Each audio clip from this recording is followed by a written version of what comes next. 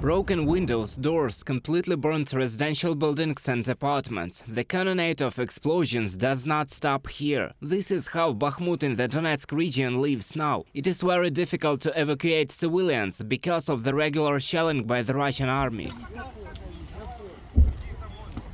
Petro made 3 attempts to leave Bakhmut, but each time the man returned. The path from his house to the evacuation point is difficult and dangerous. There is no mobile communication in the city. It is impossible to call and find out the details of a safe exit. That's why the man rides his bicycle 3 kilometers each time for information. Почему решили эвакуироваться? Why did I decide to evacuate? Because I'm tired of such a dog's life. You lie down, they are shelling, they broke 2 houses in 5 minutes, they broke it. And where should I go? I am 83 years old, and my wife, she can't walk. That's why I decided to evacuate. In addition to constant shelling, the upcoming winter forces the inhabitants of the frontline territories of the Donetsk region to evacuate. Their houses are cold, there is no electricity and communication. Electricity is the most important. If there was electricity, it would be possible to cook food and heating, but we have nothing, not even to charge the phone. Olha says there is no heating in her house. Now, when the temperatures are low, only warm clothing saves. I lay under the blankets, 1, 2, I put on a warm robe, and that's all, nothing else. Alexander lives in one of the most dangerous areas of the city, Bakhmutka. It's near the industrial zone. The shelling here doesn't stop for a single day. But in spite of this, about 20 people remain in their homes. Alexander says everyone has been living in shelters for a long time.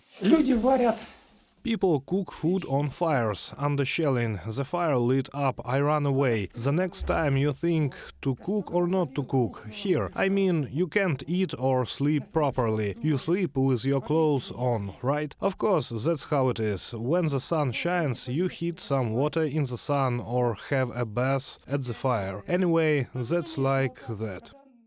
Mandatory evacuation from the Donetsk region was announced at the end of August. During that time, about 32,000 people were evacuated from the region. Of these, 5,000 were children. Local rescuers are helping with the evacuation of the residents. They evacuate another 10,000 people. About 15,000 people remain in Bakhmut and neighboring settlements, law enforcement officers stated. To the population of frontline communities we provide an opportunity not just to evacuate, to familiarize themselves with the route of travel, the logistics of placing people within Ukraine and in safer areas. We also provide an opportunity to place people within the region. That is, we temporarily move them deep into the region. Mandatory evacuation continues to work, no matter how many people are registered at their request, primarily from frontline settlements. Residents of the de-occupied Kherson are also being evacuated. After the withdrawal of troops, the Russian army destroyed all critical infrastructure in the city. Those who decided to leave the regional center for the winter are provided with humanitarian aid in other cities of Ukraine. This week in Lviv, Vinnytsia and Dnipro, food packages began to be distributed for internally displaced persons from Kherson. By the end of the week, such assistance will be organized in Odessa and Kyiv. According to the deputy head of the office of the president of Ukraine, Kyrylo Tymoshenko, now in 15 regions of Ukraine there are more than 1,300,000 places for internally displaced persons from hotspots. 89% of them have already been taken. Reported by Roman Smoler, Victoria Sinko, UATV News.